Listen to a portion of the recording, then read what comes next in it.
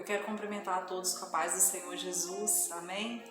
Nós vamos iniciar mais uma escola bíblica dominical, lição de número 3, com o tema Acabe e o profeta Elias. A revista que nós estamos estudando é essa revista aqui, Plano de Deus para Israel em meio à infidelidade da nação. E nós vamos estar fazendo essa terceira aula online, por videoaula, porque nós vamos ter Santa Ceia do Senhor no domingo, que seria o dia da aula. Mas para não perder a nossa aula, nós vamos estar fazendo essa videoaula. E eu gostaria de convidar meus irmãos, convidar vocês a estar participando da Escola Bíblica Dominical conosco todo domingo, 9 horas da manhã. 8h30 começa com consagração, que é uma bênção, e 9 horas começa a Escola Bíblica Dominical. Essa revista é uma revista abençoadíssima, só que está em sequência, então é bom não perder as aulas, porque uma lição ela dá sequência a outra lição. Eu gostaria de convidar você a fechar os seus olhos. Vamos iniciar a nossa lição orando. Soberano Deus e eterno Pai, Tu és maravilhoso, meu Deus, Tu és santo, Tu és o único digno de todo louvor e de toda adoração. Nós estamos aqui, Senhor, mais uma vez falando contigo, meu Deus, e pedindo, Senhor, pela Tua misericórdia, meu Pai. Deus, eu lhe peço, Senhor Jesus, por essa aula. Eu lhe peço, Senhor Jesus, por todos que estão assistindo essa aula neste momento, meu Pai. Que o Espírito Santo de Deus venha tocar, Senhor, no coração de cada um. Que o Senhor venha plantar, Senhor, essa semente nos corações dos teus filhos. E que essa semente chamada palavra, que essa semente chamada ensino, venha frutificar nos nossos corações, meu Pai. Eu lhe peço, Senhor, abra os nossos ouvidos espirituais, abre os nossos olhos espirituais neste momento, meu Deus. Que nós venhamos, Senhor, a aprender mais da Tua palavra. Não só aprender, mas que nós possamos colocar em ação a Tua palavra, Pai. Porque quando nós praticamos a Tua palavra, ouvimos e praticamos, nós estamos construindo a nossa casa sobre a rocha.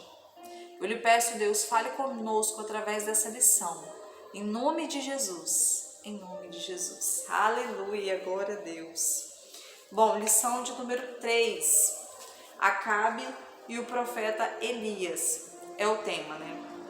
O texto áureo se encontra em Deuteronômio, capítulo 7, versículo 9, que diz assim: Saberá, pois, que o Senhor teu Deus é Deus, o Deus fiel que guarda o conserto e a misericórdia até 1000 gerações, aos que o amam e guardam os seus mandamentos. Aleluia. É uma promessa condicional. Deus é fiel, guarda o conserto e a misericórdia até 1000 gerações, aos que o amam e guardam os seus mandamentos. Aqueles que são fiéis também, né, ao Senhor. A verdade prática: Deus é Pai de amor, bondade e misericórdia abundante. Contudo, todo pecado e desobediência ao Senhor trazem consequências inevitáveis à vida humana. Nós aprendemos aqui que nós somos livres para plantar. O plantio é livre, mas a colheita ela é obrigatória.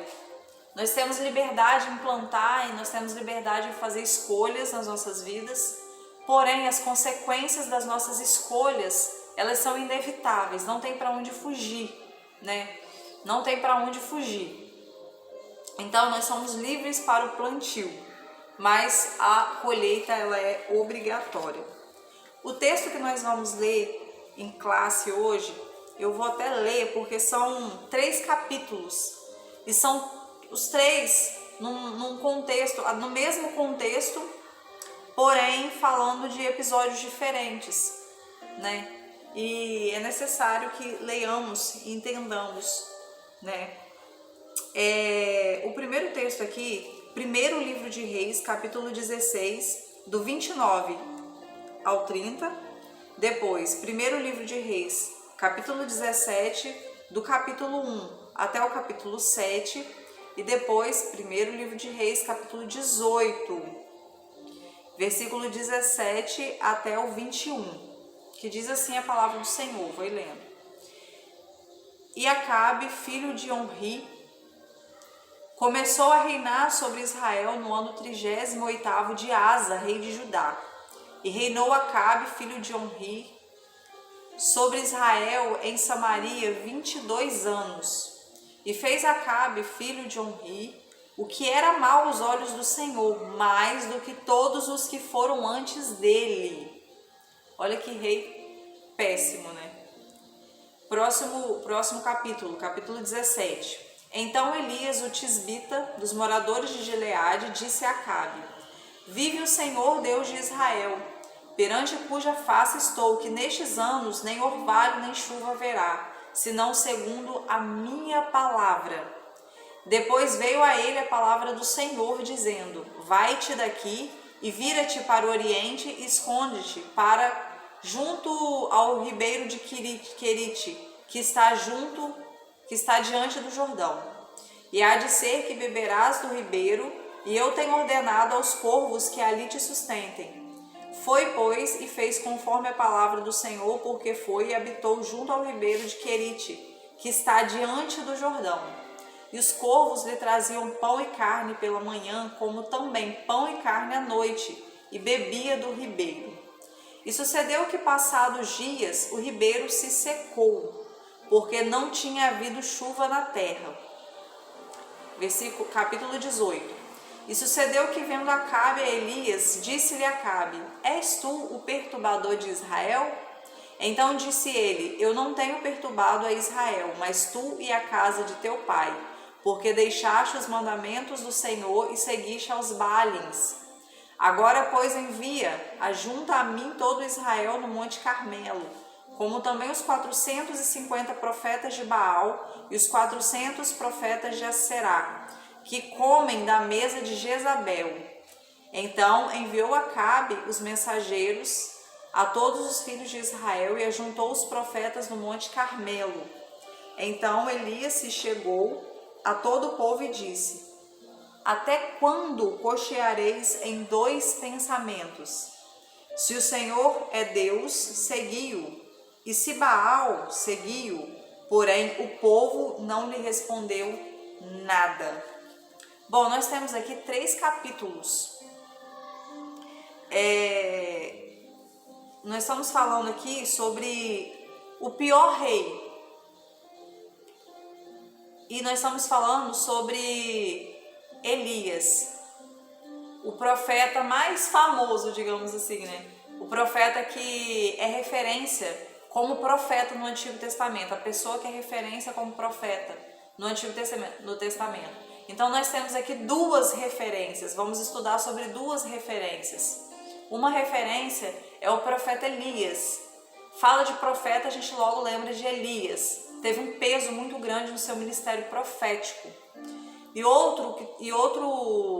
Outra pessoa que teve uma grande ênfase, se eu não me engano são 8 capítulos falando sobre ele, foi Acabe, o rei Acabe.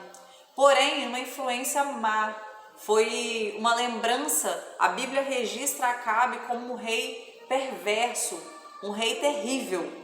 Antes de Acabe, ele foi o pior. A Bíblia relata, né?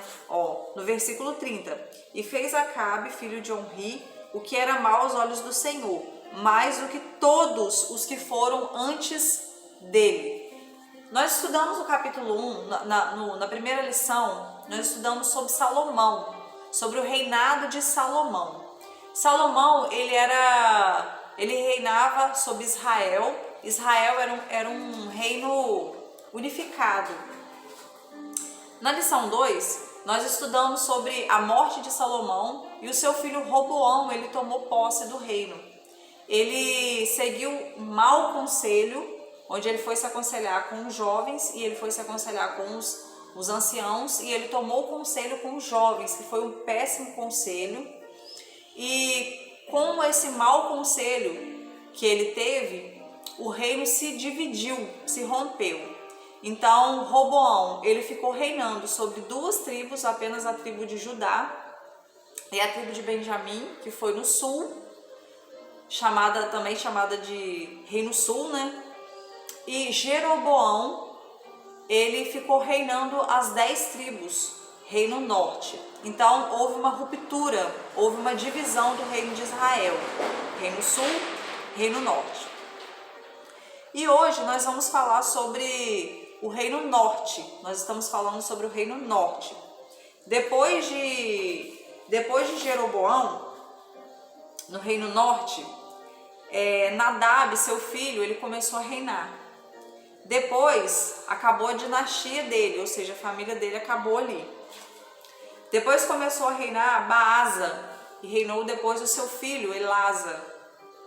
Depois acabou a dinastia aí também, porque não teve mais filho, já mudou de família.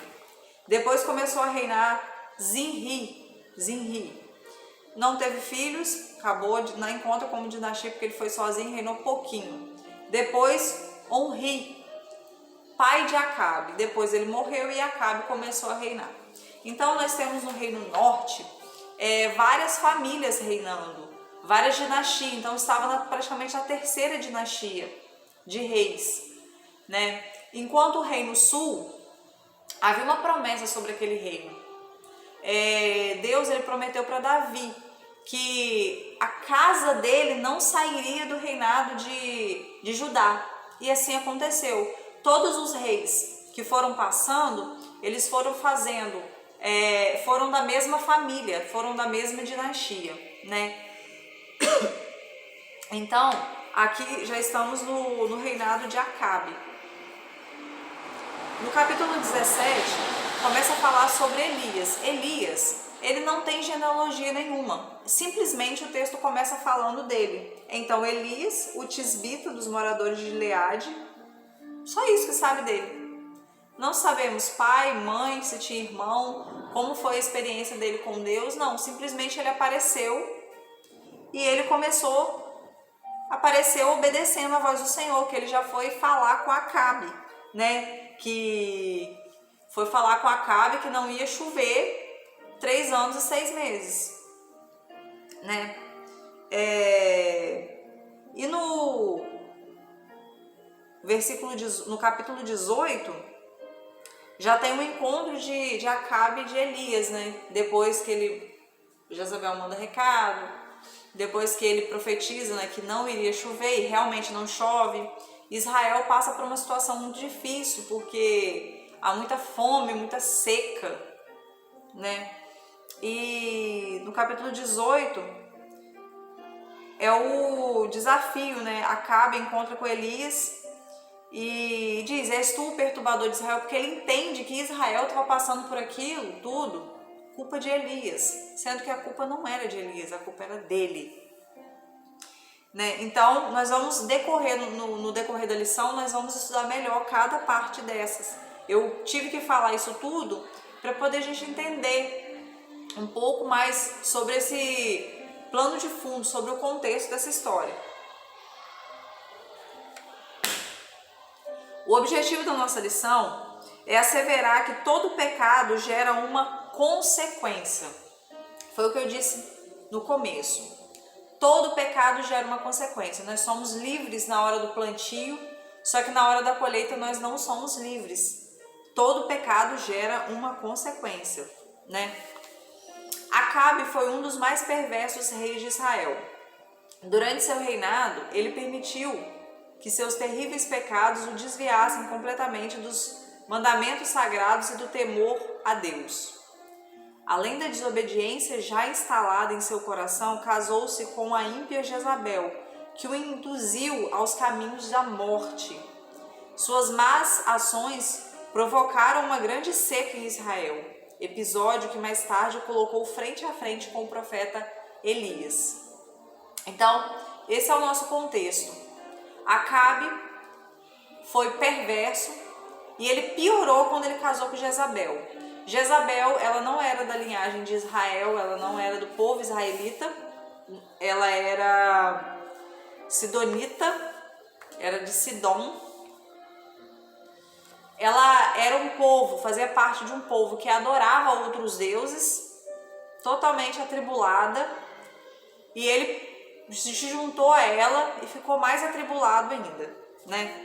O casamento de Acabe com Jezabel. Consequências de escolhas erradas. Eu já uso esse título aqui para dar uma referência. Deuteronômio, capítulo 30, versículo 19. Olha, consequências de escolhas erradas. A nossa vida ela é feita de escolhas. Olha o que diz Deuteronômio, capítulo 30, versículo 19. Os céus e a terra tomam hoje por testemunho contra ti, que tenho proposto a vida e a morte, a bênção e a maldição. Escolhe, pois, a vida, para que vivas tu e a tua semente. A nossa vida ela é feita de escolhas. E nós temos apenas duas opções. Nós temos a opção do caminho de vida ou do caminho de morte. Se nós escolhermos o caminho de vida, nós vamos viver. Mas se nós escolhermos o caminho de morte, não tem jeito mais pra gente. Não tem jeito. Então a nossa vida ela é feita de escolhas. Nós temos que escolher hoje. Nós precisamos escolher a vida que é Jesus. Ele diz, eu sou o caminho, a verdade e a vida. Eu sou o pão vivo que desce do céu. Aleluia. Jesus é a vida, Jesus é a verdade, Jesus é o que liberta. Então precisamos escolher a vida, nossa vida é feita de escolhas. E Acabe fez uma péssima escolha, né? Acabe induziu o povo a se aprofundar no pecado, aprofundar no pecado e da idolatria de maneira bem mais intensa do que os reis que o antecederam. Então, Acabe, ele levou o povo para a idolatria. Idolatria não é só imagem de escultura, não é só isso. Idolatria é tudo aquilo que fica no lugar de Deus no seu coração. Tudo aquilo que você dá mais prioridade no seu coração primeiro do que Deus. Porque a nossa prioridade ela tem que ser o Senhor. Amar a Deus sobre todas as coisas. Esse é o mandamento que o Senhor nos deixou. Amar a Deus sobre todas as coisas e ao próximo como a ti mesmo. E o próximo como a mim mesmo. Mas a minha adoração, o meu louvor, o meu amor primeiro, ele tem que ser para Deus. Então tudo aquilo que toma o lugar de Deus na minha vida chama-se idolatria. A palavra do Senhor lá em Mateus, capítulo 6, versículo 36, diz assim, mas buscai primeiro o reino dos céus e a sua justiça. E essas coisas vos serão acrescentados. E que coisas são? Aquilo que está falando nos versículos anteriores. O que comer, o que vestir. Ele fala, não ficais ansiosos, não se preocupa. Primeiro buscai o reino de Deus. Primeiro buscai o reino dos céus. Então, tudo aquilo que ocupa o lugar de Deus no nosso coração chama-se idolatria. E Deus abomina a idolatria. Os idólatras não entrarão no reino dos céus. Então, Acabe, ele induziu o povo à idolatria, né? Porque Jezabel, ela era uma adoradora de Baal, né? Uma sacerdotisa de Baal. Ela prestava culto a Baal e a Será. Além disso, cometeu o crasso erro, ou seja, uma falha grosseira, um erro gravíssimo, de se casar com uma princesa do reino de Sidom, chamada Jezabel. Gente, meus irmãos, falar de Jezabel, se você fala Jezabel, já remete ela à promiscuidade, já remete ela à idolatria, já remete ela à prostituição, a tudo que há de ruim, porque ela é referência desse tipo de coisa. Essa mulher era devota de Baal e Aserá, dois deuses adorados pelas nações vizinhas de Israel. Essa princesa dos Sidônios incitou tanta maldade em Acabe que ele chegou ao ponto de se vender para fazer o que era mal aos olhos do Senhor. É interessante aqui, eu quero deixar um parênteses aqui para o nosso aprendizado, que Acabe já era terrível, por si só ele já tinha um coração mau. Só que Jezabel, ele incitava ainda mais a maldade para Acabe. Ou seja, nós entendemos aqui a influência que uma mulher tem sobre seu marido. Toda mulher, aí para as varoas, hein? Toda mulher, ela tem uma influência na sua casa sobre o seu marido. E nós precisamos ser uma boa influência para os nossos maridos. Nós temos que ser uma boa esposa. A Provérbios fala-se de dois tipos de mulheres. Provérbios ele fala sobre a mulher sábia, que é a mulher que edifica a sua casa. E ele fala também sobre a tola, que é aquela que destrói. Então, nós temos dois tipos de mulheres a seguir de exemplo. Que nós venhamos escolher a sermos mulheres sábias. Aquela que edifica a sua casa. Aquela que é mais preciosa do que um rubi. Precisamos exercer influência positiva sobre quem está à nossa volta e dentro da nossa casa. Jezabel, ela influenciava para o mal Acabe, porque era terrível e ele também, né? Jezabel era perversa, ela destruiu os profetas do Senhor, ela ameaçou a vida de Elias, ela ordenou injustamente a morte de Nabote para satisfazer a ganância do seu marido, porque Nabote tinha uma vinha do lado do palácio, uma vinha, a herança que o pai dele tinha deixado para ele. E Acabe queria comprar aquela vinha e ele não vendeu porque ele não negociou a herança dele. Jezabel quis fazer de tudo e conseguiu, arrumou testemunhas falsas e acabou que Nabote morreu, acabou matando Nabote. E assim Acabe conseguiu a vinha dele. O nosso ensinamento sobre Nabote é não negociar a nossa vinha. Nabote não negociou a vinha dele. Não tinha preço para a vinha de Nabote. Por quê? Porque era uma herança. Porque era algo que os pais dele deixou para ele. Era algo que era precioso para ele. E ele não negociou por dinheiro nenhum. E o nosso ensinamento hoje é que nós temos uma herança também. Nós somos filhos, por isso nós somos herdeiros. E nós temos uma herança também. E essa herança não podemos negociar ela por nada. Essa herança, ela não tem preço, ela tem valor para nós. Porque essa herança que foi nos deixado, ela não foi comprada nem com ouro, nem com prata, nem com pedras preciosas. Essa herança, ela não foi comprada com nada que tenha muito valor aqui da terra. Mas ela foi comprada com precioso sangue de um cordeiro puro, de um cordeiro imaculado. Essa herança que nós temos, que é inegociável, que não tem nem possibilidade de fazer negócio, é o nosso direito de vida eterna, que Jesus nos deu o direito através da cruz do Calvário. E os nossos princípios têm que ser inegociáveis. Os nossos princípios, eles não têm preço, eles têm valor para nós. Aleluia, porque sem a nossa herança nós não herdaremos o reino dos céus. Glória a Deus. E quantas Jezabel hoje, quantos Acabes hoje querendo comprar a nossa vinha, querendo negociar, mas nós não podemos negociar aquilo que foi deixado de herança para nós. Aleluia, glória a Deus. Aleluia. Vamos continuar aqui, tópico 2. Elias prevê a grande seca. Em razão à sua idolatria e atrocidades, Acabe é considerado o pior rei de todo Israel. Por causa de seus atos perversos e pecaminosos, o profeta Elias, em obediência a Deus, confrontou esse rei e lhe deu a sentença de que não mais haveria chuva, a não ser pela palavra do profeta dada por Deus. Com a seca veio a fome, porém, nem mesmo diante de tal situação, Acabe se arrependeu dos seus pecados diante de Deus. Duas coisas eu quero falar nessa referência aqui. Elias, ele chegou até Acabe e disse: se eu sou um homem de Deus, não vai chover 3 anos e 6 meses na face da terra.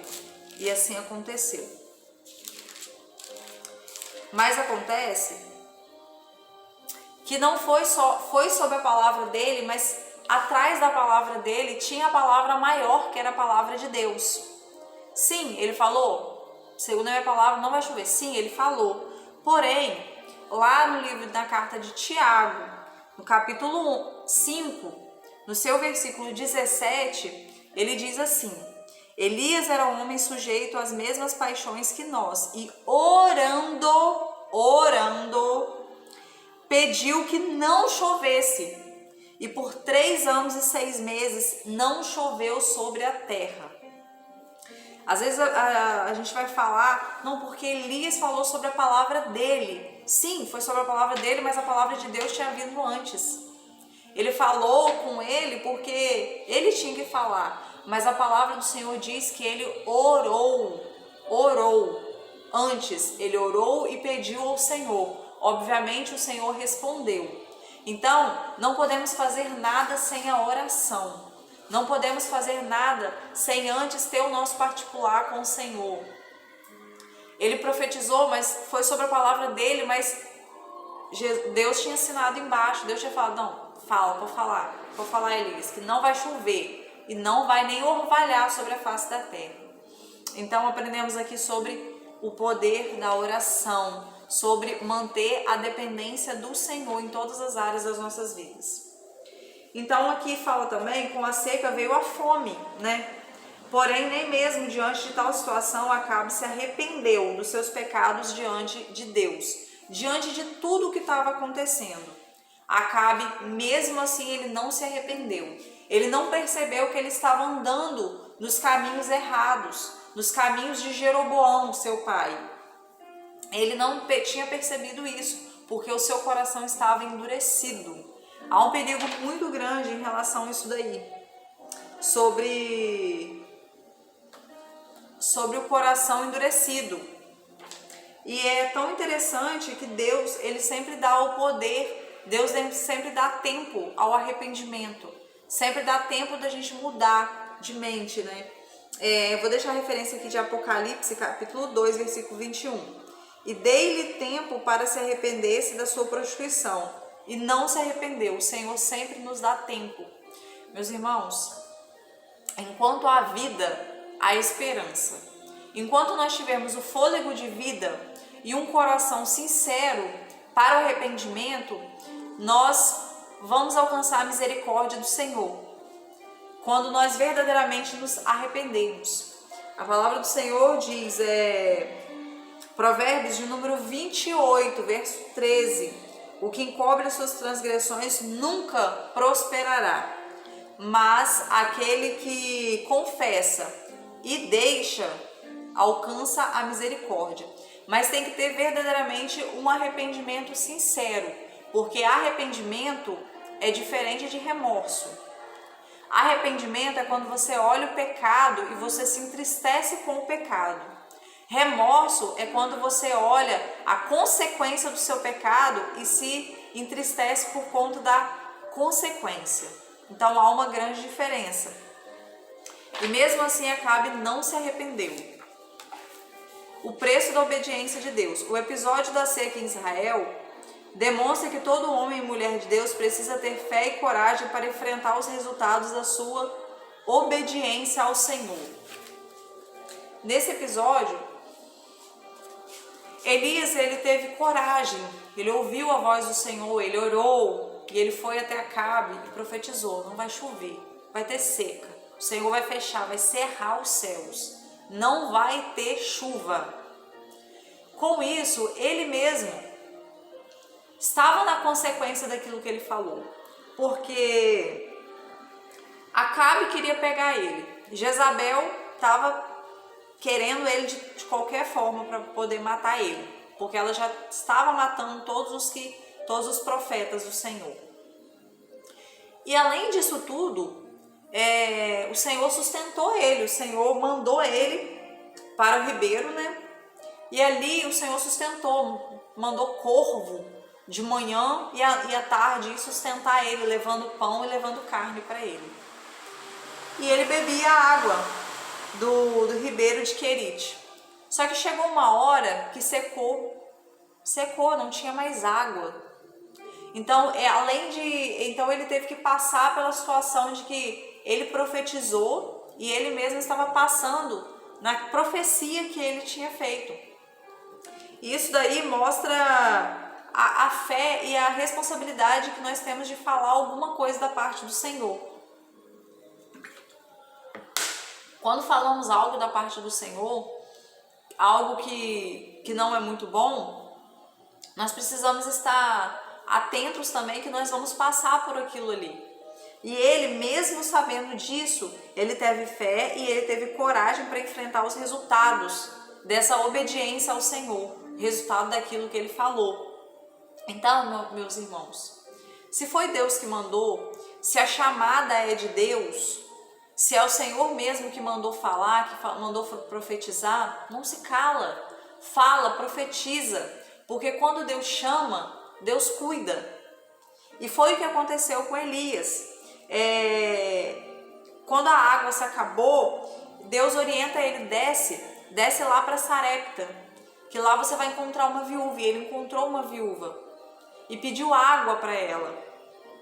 E é interessante que ele pede água para ela e pede pão para ela. E ela fala, eu não tenho pão. Nessa sequidão, todo mundo morrendo de fome, todo mundo passando fome.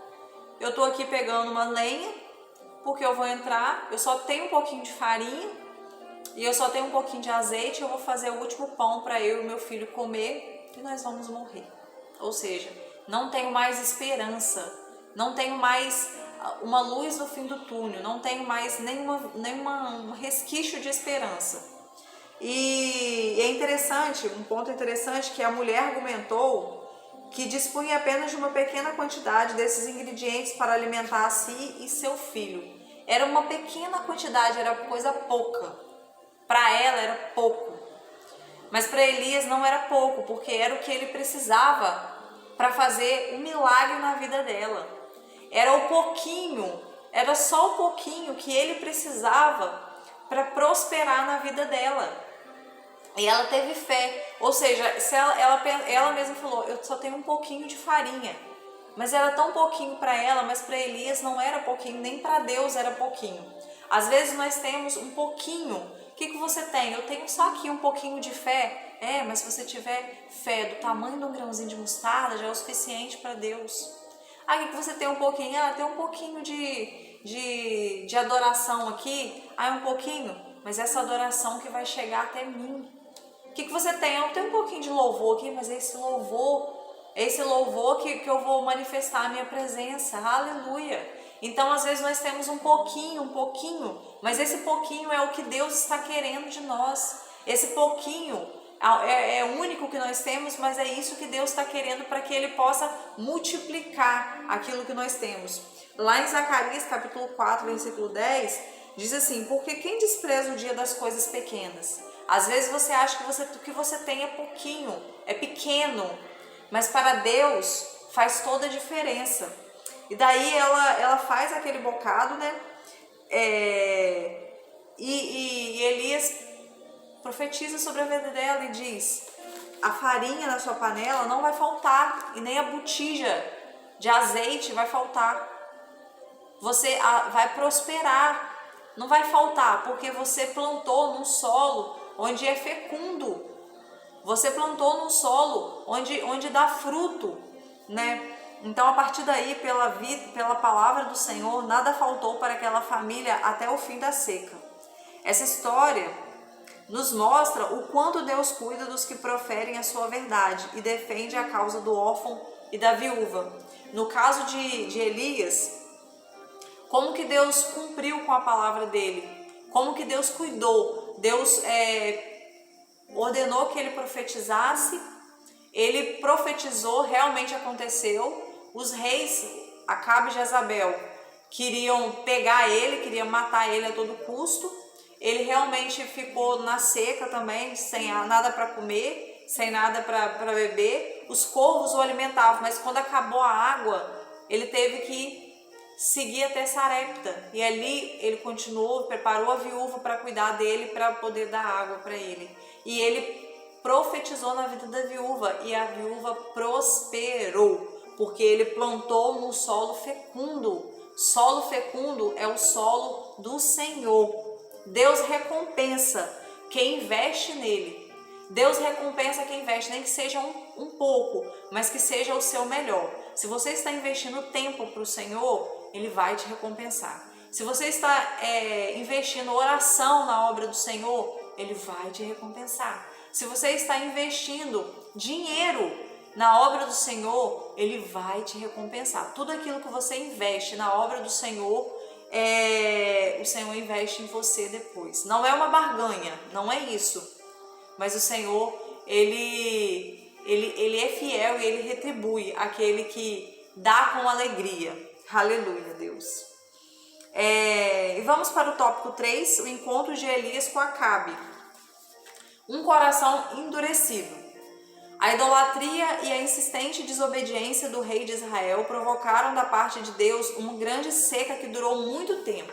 Já vou deixar um provérbio aqui, provérbio de número 29, verso 2.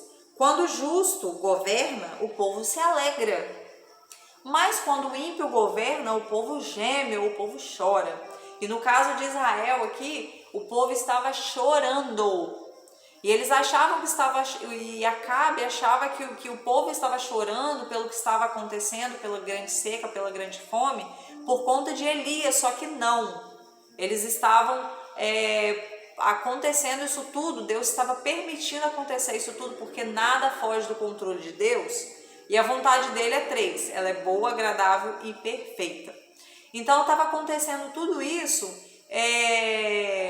por conta da desobediência de Acabe, né? Por conta da idolatria de Jezabel, e não por causa de Elias. O coração dele estava endurecido, o coração de Acabe estava endurecido. E ele pergunta: és tu o perturbador de Israel? És tu o perturbador de Israel? Ele diz: não. Ele diz aqui,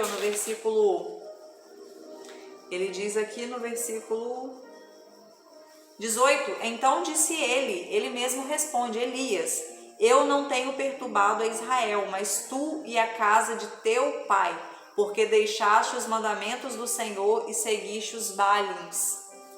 Ou seja, não sou eu, está acontecendo tudo isso, não é por causa de mim, mas sim por causa de você, Acabe, por causa da sua casa, por causa da sua desobediência a Deus. E toda desobediência, ela gera uma consequência. Todo pecado tem uma consequência, não tem para onde fugir, né? Sempre que alguém se torna um quanto mais pecador, de modo a não mais discernir os intentos do próprio coração, como aconteceu a Acabe, algo muito grave acontece: a sequidão espiritual. O pior é que não somente o apóstata sofre as consequências disso, mas todas as pessoas que dependem dele. Apóstata é aquela pessoa que abandona a sua fé, é aquela pessoa que cria, que era fiel, que estava ali perseverante, ele vira um apóstata, ele abandona a sua fé.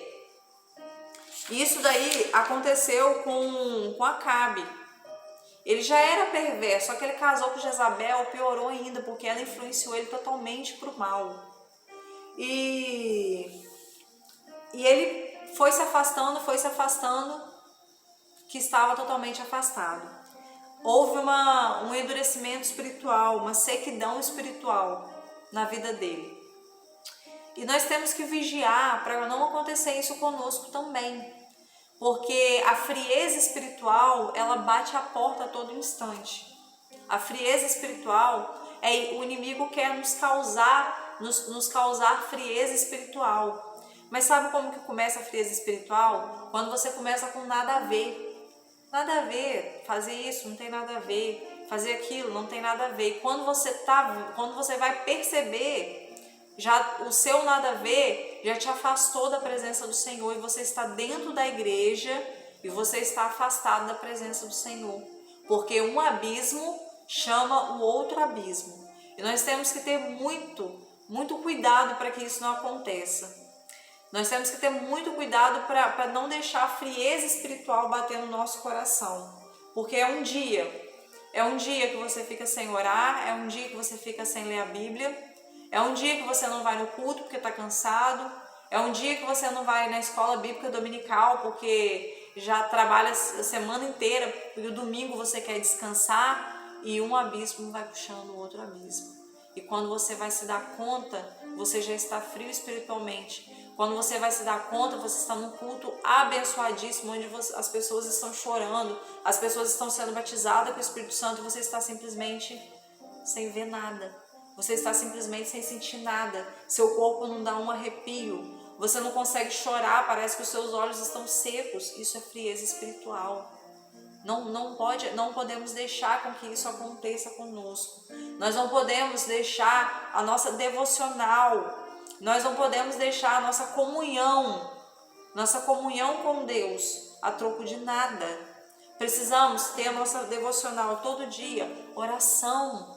Todo dia ora, todo dia leia um versículo. Aquele versículo vai te edificar. Aquele versículo ele vai alimentar a sua alma. Ele vai matar a sua sede. Não podemos abandonar as coisas do Senhor, porque um abismo vai puxando outro abismo. Daqui a pouco você está afastado da presença do Senhor. Daqui a pouco já não sente mais nada. Então nós temos que ter um cuidado muito grande para que isso não venha acontecer. Aquele que está de pé, cuidado para que não caia. E precisamos estar sempre atentos para essa situação. Então nós chegamos no final da nossa lição, nós aprendemos sobre esse casal, sobre Acabe e Jezabel, essa escolha que ele fez de casar com Jezabel, que acabou levando ele a precipício abaixo. E aprendemos sobre o profeta Elias, que ele profetizou com autoridade, mas segundo a palavra de Deus. Ele profetizou com autoridade depois que ele orou, depois que Deus confirmou. Nossa vida precisa ser uma vida baseada em oração. Falar de oração é falar de dependência, e nós somos dependentes do nosso Senhor. E concluímos então, apesar da grande misericórdia de Deus sobre o rei Acabe, permitindo que o profeta Elias o exortasse a retornar aos caminhos do Senhor, ele acabou levando seu reino à ruína. Não podemos permitir que a ignorância e a sequidão espiritual nos atinjam. Por isso precisamos estar atentos à convocação divina ao arrependimento. Assim finalizamos a nossa lição. Vamos orar a Deus. Nós te adoramos, meu Senhor. Muito obrigada por essa aula, muito obrigada por esse ensinamento. Muito obrigada, Senhor, pela tua misericórdia. Muito obrigada, Senhor, pela tua presença sobre as nossas vidas, meu Pai. Oh, meu Senhor. Muito obrigada, Senhor, pela tua misericórdia, porque cada dia, Senhor, as misericórdias do Senhor se renovam sobre as nossas vidas, meu Deus, e muito obrigada. Eu lhe peço, meu Deus, que o Senhor venha tirar, Senhor, toda a frieza espiritual dos nossos corações. Que o Senhor venha, Senhor, nos fortalecer na tua presença, meu Senhor, a cada dia na tua presença. Eu lhe peço, meu Deus, tira toda a frieza espiritual, tira toda a fraqueza espiritual, toda a cegueira espiritual, meu Deus. Que nós possamos, Senhor, estar atentos ao teu chamado. Que nós possamos estar atentos à tua palavra, Senhor. Que nós possamos estar atentos, Senhor, e aprendendo mais e mais da tua palavra. Eu entrego, Senhor, a vida de cada um que assistiu essa aula. Deus, que o Espírito Santo de Deus venha tocar e que venha sentir algo, Senhor, diferente agora, Senhor. Venha sentir o toque do Espírito Santo de Deus nesse dia. Em nome de Jesus, Pai, nos leva, Senhor Jesus, nos leva mais alto, Senhor. Nós queremos te conhecer mais e mais. Eu lhe peço, Senhor Jesus, nos dê sabedoria. Em nome de Jesus. Em nome de Jesus.